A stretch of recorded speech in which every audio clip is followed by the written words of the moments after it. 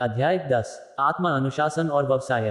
किसी दीर्घकालीन लक्ष्य का पीछा करते समय आत्मदमन का गुण और उसे बनाए रखने की इच्छाशक्ति संचालक मंडल में शामिल होने का उत्कृष्ट प्रशिक्षण है। अधिकांश लोग अपने जीवन काल में या तो किसी व्यवसाय में कर्मचारी होते हैं या फिर उसके मालिक होते हैं। व्यावसायिक सफलता पाने के लिए व्यावसायिक गतिविधि के हर क्षेत्र में, चाहे वह छोटा हो या बड़ा, उच्च स्तरीय अनुशासन की जरूरत होती है। आत्म अनुशासन और आत्म नियंत्रण के बिना व्यवसाय में किसी तरह की सफलता संभव नहीं है। वर्तमान अमेरिकी अर्थव्यवस्था में सफल व्यवसाय शुरू करने और उसे चलाने में जितने ज्यादा आत्म अनुशासन की आवश्यकता होती है, उतनी किसी दूसरे क्षेत्र में नहीं होती। अर्थशास्त्र का पहला नियम है न्यूनता। नियम यह है कि आप जो चाहते हैं वह कभी पर्याप्त नहीं होता। किसी के लिए कोई चीज कभी पर्याप्त नहीं होती। जैसे आप जो भी बेचना चाहते हैं उसके लिए आपके पास कभी पर्याप्त ग्राहक नहीं होते।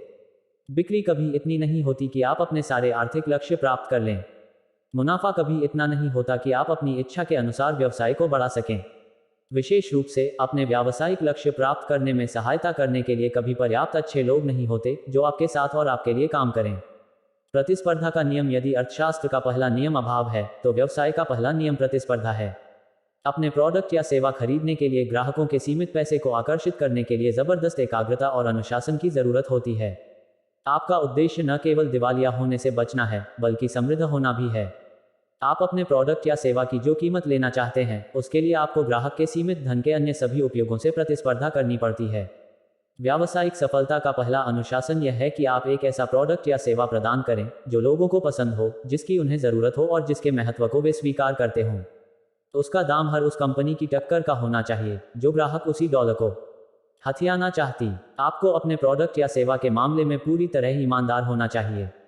आपको यह सुनिश्चित करना चाहिए कि वह वर्तमान बाजार के लिए पूरी तरह से उपयुक्त हो। यह एक ऐसा क्षेत्र है जहां गलत मान्यताओं या निष्कर्ष से व्यवसाय में असफलता हाथ लग सकती है। प्रतिस्पर्धा और ग्राहकों की रुचियां बदलने के साथ साथ जवाब भी बदलते रहते हैं। ग्राहक हमेशा सही होता है। हर सप्ताह मैं ऐसे व्यवसायियों से बात करता हूं जो अपनी बिक्री और मुनाफे के स्तर को लेकर नाखुश रहते हैं। वे जोर देकर कहते हैं कि उनका प्रोडक्ट या सेवा उत्कृष्ट है और लोगों को उसे बहुत बड़ी संख्या में खरीदना चाहिए। ऐसे हर मामले में मैं उनसे कहता हूं कि अगर उनका प्रोडक्ट या सेवा सचमुच आकर्षक या मूल्यवान है तो इसका एकमात्र प्रमाण यही है कि लोग इसे इच्छा से खरीदें और फिर दोबारा खरीदें और अपने मित्रों को भी इसे खरीदने की सलाह दें। विशेषज्ञों के अनुसार आपके 70% व्यावसायिक निर्णय समय के साथ गलत साबित होते हैं। यह औसत आंकड़ा है। जब आप व्यवसाय में नए होते हैं या कोई नया व्यवसाय शुरू करते हैं तो आपके गलत निर्णयों का प्रतिशत इससे भी ज्यादा होगा। करियर की शुरुआत में उद्यमी के 90% निर्णय गलत निकलना भी असामान्य नहीं है। इस आशंका पर विचार करने के लिए जबरदस्त आत्म अनुशासन और चरित्र की आवश्यकता होती है कि आपकी सबसे प्रिय मान्यताएं और विश्वास गलत हो सकते हैं। बहरहाल, इस अनुशासन के बिना काम नहीं चलता है।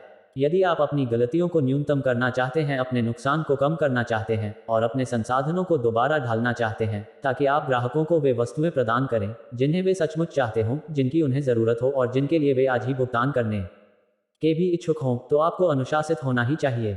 उच्च स्तरीय आशावाद व्यावसायिक निवेश और व्यवसाय शुरू करने वाले सभी लोगों के लिए अनिवार्य है। आपको अपने नए प्रोडक्ट्स और सेवाओं पर भरोसा होना चाहिए। साथ ही आपको अपने व्यवसाय की भावी संभावनाओं पर भी यकीन होना चाहिए। आपको बाजार में उनके बिकने की संभावना पर इतना ज्यादा विश्वास होना चाहिए कि आप न सिर्फ आर्थिक जोखिम लेना चाहें, बल्कि अपने व्यावसायिक लक्ष्यों को प्राप्त करने के लिए कई घंटों, हफ्तों और वर्षों तक की मेहनत भी करना चाहें। और आपको यह सब सफलता की बिना किसी गांठी के करना पड़ता है। साथ ही आपको अपने आत्मविश्वास पर अंकुश लगाने के अनुशासन की भी जरूरत होती है। आपको निष्पक्ष और यथार्थवादी होना पड़ता है। व्यवसाय में अति आत्मविश्वास होने पर व्यावसायिक गलतियां, आर्थिक नुकसान, यहां तक कि दिवालियापन भी हो सकता है। आपको निरंतर बेहतर बनना चाहिए। आपके प्रतिस्पर्धियों की आक्रामक और संकल्पवान प्रकृति के कारण आपकी कंपनी का अस्तित्व खतरे में पड़ सकता है। अपने व्यवसाय को बचाए रहने के लिए आपको खुद को अनुशासित करना चाहिए कि आप अपने प्रतिस्पर्धियों के बराबर या उनसे बेहतर होंगे। देखिए, आपके प्रतिस्पर्धी हर सुबह उठते ही यह सोचने लगते हैं कि वे आपको दिवालिया कैसे कर सकते हैं। वे आपके ग्राहकों और बिक्री को अपनी ओर खींचना चाहते हैं। वे आपके मुनाफे को अपनी ओर खींचना चाहते हैं। वे आपके ज्यादा से ज्यादा व्यवसाय को अपनी ओर खींचना चाहते हैं। ऐसे प्रतिस्पर्धियों के बावजूद सफलता की अपनी संभावनाओं को बढ़ाने के लिए आपको उनसे आगे तक सोचना और काम करना चाहिए। जब आप कोई नया व्यवसाय या किसी व्यवसाय में कोई नया काम शुरू करते हैं तो आपको पहले पूरी तैयारी करने और योजना बनाने के अनुशासन की जरूरत होती है। व्यवसाय शुरू करने से पहले आप पूरा बिजनेस प्लान बनाते हैं और इसके बाद हर साल उसमें संशोधन करते हैं। दूरगामी नियोजन का अनुशासन ही सफलता और असफलता के बीच का फर्क साबित हो सकता है। अपनी मान्यताओं को चुनौती दें। अधिकांश व्यावसायिक विचार कारगर नहीं होते, कम से कम उनके मूल रूप में। जैसा पीटर ड्रकर ने कहा था, हर असफलता की जड़ में गलत मान्यताएं होती हैं। व्यावसायिक असफलता का एक मुख्य कारण यह है कि व्यवसाय के मालिक या एग्जीक्यूटिव्स बिना किसी मूल्यांकन या जांच के कुछ मान्यताओं पर विश्वास कर लेते हैं। वे यह मान बैठते हैं कि उनका प्रोडक्ट या सेवा दूसरों की तुलना में उत्कृष्ट है। वे मान लेते हैं कि वे उन प्रोडक्ट्स या सेवाओं को पर्याप्त संख्या में मुनाफे के साथ बेच सकते हैं। वे इससे आगे यह भी मान बैठते हैं कि यह मुनाफा इतना ज्यादा होगा कि यह किसी अन्य विकल्प की तुलना में उनके समय और धन का ज्यादा आकर्षक निवेश साबित होगा। किसी भी तरह का अपरिवर्तनीय समर्पण करने से पहले अपनी सभी मान्यताओं की सावधानीपूर्वक जांच कर लें। कॉफमैन फाउंडेशन ऑन एंटरप्रेन्योरशिप के अनुसार अमेरिका के 95% उद्यमियों और छोटे व्यवसायों के मालिकों की वार्षिक आमदनी $50,000 से भी कम होती है। ऐसा क्यों है? इसलिए नहीं क्योंकि उनमें ज्यादा कमाने की योग्यता, ऊर्जा या बुद्धि नहीं है। तथ्य यह है कि अगर किसी व्यक्ति में नया व्यवसाय शुरू करने का साहस और मुश्किल काम करने की इच्छा है, तो इसी बात से यह साबित हो जाता है कि उसमें सामान्य से अधिक नैसर्गिक योग्यता है। अधिकांश उद्यमियों की कम आमदनी और असफलता का मूल कारण अनुशासन की कमी है। उनमें इतना अनुशासन नहीं होता कि वे किसी व्यवसाय को शुरू करने से पहले ही उसके हर पहलू का अच्छी तरह अध्ययन कर लें। उनमें निष्कर्षों पर कूदने और सर्वश्रेष्ठ की आशा करने की प्रवृत्ति होती है। उनमें अपनी मान्यताओं की जांच करने के अनुशासन का अभाव होता है। इसी वजह से वे असफल हो जाते हैं। अपने साथ ऐसा न होने दें। अपने आदर्श ग्राहक को पहचानें। आप में अपने आदर्श ग्राहक को पहचानने और तय करने का अनुशासन भी होना चाहिए। किस प्रकार का व्यक्ति आपके प्रोडक्ट या सेवा को पर्याप्त मात्रा में और उस कीमत पर खरीद सकता है और खरीदेगा जो आप व्यवसाय में बने रहने के लिए तार्किक रूप से उससे मांगेंगे। आप में यह अनुशासन भी होना चाहिए कि आप पिछली गलतियों से सबक सीखें और लगन से काम करते रहें। आप में ऐसा मार्केटिंग प्लान बनाने का अनुशासन होना चाहिए जो आपके व्यवसाय को पर्याप्त नई संभावनाएं निरंतर प्रदान करे। अपना प्रोडक्ट या सेवा सफलतापूर्वक बेचने के लिए आपको अपने प्रतिस्पर्धी लाभ और अपने अनूठे बिक्री प्रस्ताव को स्पष्ट करना होगा। आपके प्रोडक्ट या सेवा में ऐसा क्या है जो इसे बाजार में बिकने वाले ऐसे ही किसी दूसरे प्रोडक्ट या सेवा से श्रेष्ठ और ज्यादा मूल्यवान बनाता है।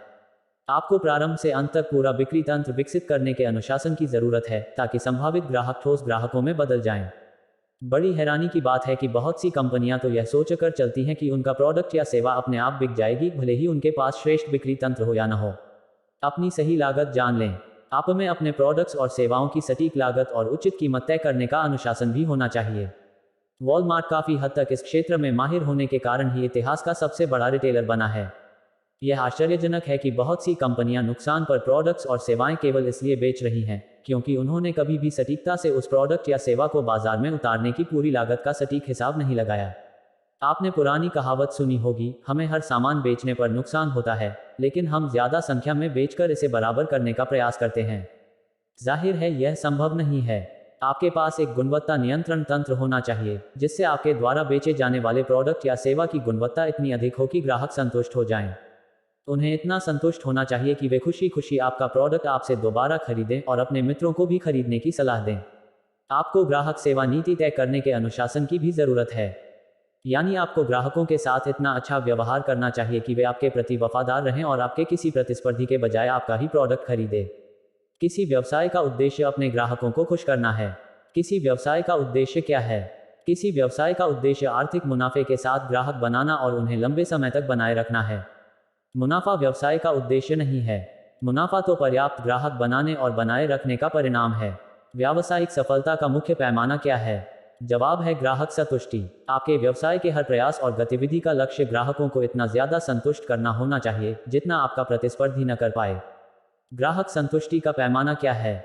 जवाब है रिपीट बिजनेस। जब ग्राहक आपसे दोबारा सामान खरीदते हैं तभी यह साबित होता है कि आपने उन्हें पहली बार सामान बेचते समय किया वादा निभाया है। किसी बिल्कुल नए ग्राहक को सामान बेचने में जितना समय और धन लगता है उसकी तुलना में किसी संतुष्ट ग्राहक को दोबारा सामान बेचने में 10% समय और धन ही लगता है। सभी सफल व्यवसाय रिपीट बिजनेस चाहते हैं, लेकिन यह ग्राहकों बहुत संतुष्ट रहने पर ही संभव है। दीर्घकालीन लाभ की कुंजी क्या है? जवाब है अनुशंसाएं और सिफारिश। आपके व्यवसाय की दीर्घकालीन सफलता या असफलता को तय करने वाला अंतिम प्रश्न यह है, हमारे साथ आपका जो अनुभव रहा उसके आधार पर क्या आप दूसरों से हमारी सिफारिश करना चाहेंगे? आप सिर्फ तभी समृद्ध हो सकते हैं जब आपके अधिकांश ग्राहक आपके प्रोडक्ट्स और सेवाओं से इतने खुश हों कि वे अपने मित्रों और साथियों को भी आपसे ही सामान खरीदने के लिए प्रोत्साहित करें।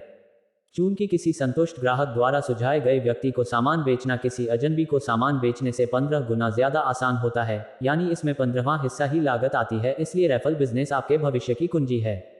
ऐसी ग्राहक सेवा नीतियां बनाने व बनाए रखने के लिए जबरदस्त एकाग्रता और अनुशासन की जरूरत होती है, जिनकी बदौलत लोग आपसे सामान खरीदे, दोबारा खरीदे और फिर अपने मित्रों को भी आपसे ही सामान खरीदने की सलाह दें। ऊंचे पैमाने तय करें। आपको अपने व्यवसाय के हर क्षेत्र में उत्कृष्ट प्रदर्शन के पैमाने तय करने के अनुशासन की जरूरत होती है। यही नहीं, आपको उन पैमानों को लगातार ऊंचा करते रहना चाहिए। आपको CNI फॉर्मूला का अभ्यास करने की आवश्यकता है, जिसका अर्थ है सतत और अंतहीन सुधार। आज आपकी गुणवत्ता का स्तर चाहे कितना भी ऊंचा क्यों न हो, आप कभी संतुष्ट नहीं हो सकते। आपको छड़ को लगातार ऊपर उठाना होगा, अपने लिए भी और अपने हर सहयोगी के लिए भी। अपने व्यवसाय में शिखर पर पहुंचने के लिए आपको कई महीनों तक, यहां तक कि वर्षों तक, दिन में सामान्य से ज्यादा घंटे तक मेहनत करने के आत्मा अनुशासन की जरूरत होती है। अमेरिका का औसत उद्यमी, व्यवसायी या स्वनिर्मित करोड़पति हर सप्ताह 59 घंटे काम करता है। कुछ उद्यमी तो अपने व्यवसाय के शुरुआती वर्षों में हर सप्ताह 70-80 घंटे तक काम करते हैं। यदि आप सर्वश्रेष्ठ बनना चाहते हैं और अपने क्षेत्र में शिखर पर पहुंचना चाहते हैं, तो आपको भी इतने लंबे समय तक कड़ी मेहनत करने के लिए खुद को अनुशासित करना होगा। समाधान के बारे में सोचें। व्यवसाय में सफल होने के लिए आपको प्रतिक्रियाशील के बजाय प्रोएक्टिव बनने के आत्मा अनुशासन की जरूरत है। आपको अपना ध्यान समस्याओं के बजाय समाधानों पर केंद्रित करना चाहिए। आपको कम महत्वपूर्ण या महत्वहीन कामों और गतिविधियों में उलझने के बजाय उस सबसे महत्वपूर्ण चीज पर ध्यान केंद्रित करना चाहिए, जिसे आप हर दिन, हर घंटे कर सकते हैं। सबसे बढ़कर, आपको अपने व्यावसायिक जीवन में दीर्घकालीन दृष्टिकोण विकसित करने और दूर तक सोचने के आत्मा अनुशासन की जरूरत है। चाहे आप व्यवसाय के मालिक या कंपनी के कर्मचारी, गहन प्रतिस्पर्धा के कारण व्यवसाय में सफलता पाने के लिए आपको कई वर्षों तक अनुशासित प्रयास करने होते हैं। कोई शॉर्टकट नहीं होता। शिखर तक पहुंचने का कोई आसान रास्ता नहीं होता। केवल एक ही रास्ता है और वह है कड़ी मेहनत, अनुशासन और इच्छाशक्ति का रास्ता। आमतौर पर किसी नए व्यावसायिक अभियान में आमदनी को खर्च के बराबर लाने में लगभग 2 वर्ष का समय लगता है। पहले 2 सालों में लिए कर्ज को पटाने में 2 और वर्ष लग जाते हैं। सचमुच सफल होने में 3 और वर्ष लग जाते हैं। इसके अलावा हर चीज की लागत दोगुनी हो जाती है और उसमें 3 गुना ज्यादा समय लगता है। जब आंकड़े इतने विपरीत हैं, तो आपको अपना व्यवसाय क्यों शुरू करना चाहिए या किसी नए व्यावसायिक उद्यम का जोखिम क्यों लेना चाहिए? क्योंकि समय तो वैसे भी गुजरने वाला है। देखिए, आज से 5 साल बाद आप 5 साल ज्यादा बड़े होंगे और आज से 10 साल बाद आप 10 साल ज्यादा बड़े होंगे। तब आप या तो अपने क्षेत्र में शिखर पर होंगे या फिर आप तब भी 80% लोगों के समूह में होंगे जो एक डॉलर के लिए जूझ रहे होंगे और हर दिन पैसे की चिंता कर रहे होंगे। चयन आपका है। अनुशासन ही कुंजी है। अगले अध्याय में आप उस अनुशासन को सीखेंगे जो आपके व्यवसाय के रक्त प्रवाह यानी बिक्री को नियंत्रित करता है। अंतिम विश्लेषण में, जैसा कि पीटर ड्रकर ने कहा था, किसी व्यवसाय का उद्देश्य ग्राहक बनाना और बनाए रखना है। कार्य अभ्यास 1। पीछे हटकर अपने व्यवसाय के हर क्षेत्र को किसी बाहरी परामर्शदाता के दृष्टिकोण से देखें। आप किन परिवर्तनों का सुझाव देंगे? 2। कल्पना करें कि आप अपना व्यवसाय आज दोबारा शुरू करने वाले हैं। क्या कोई ऐसा प्रोडक्ट या सेवा है जिसे आप वर्तमान बाजार में नहीं उतारेंगे? 3। यह पहचानें कि आपके कौन से 20% प्रोडक्ट्स और सेवाएं आपकी 80% बिक्री और मुनाफे के लिए जिम्मेदार हैं। आप उन्हें और ज्यादा कैसे बेच सकते हैं? 4। अपने व्यवसाय में आज से 1, 2 या 5 साल आगे तक देखें। कौन सी प्रवृत्तियां हैं? आपके ग्राहक भविष्य में क्या खरीदेंगे? 5। ऐसे 3 तरीकों की सूची बनाएं जिनसे आप ग्राहकों की बेहतर सेवा कर सकते हैं, ताकि ग्राहक आपसे दोबारा खरीदें और अपने दोस्तों को भी ऐसा ही करने की सलाह दें। 6। ऐसे 3 तरीकों की सूची बनाएं जिनसे आप मार्केटिंग और विज्ञापन गतिविधियों से अधिक संख्या में और बेहतर संभावित ग्राहकों को आकर्षित कर सकें। 7। ऐसे 3 तरीकों की सूची बनाएं जिनसे आप अपने प्रति आकर्षित संभावित ग्राहकों को ज्यादा सामान बेच सकें या अधिक संख्या में बेहतर प्रोस्पेक्ट्स को आकर्षित कर सकें।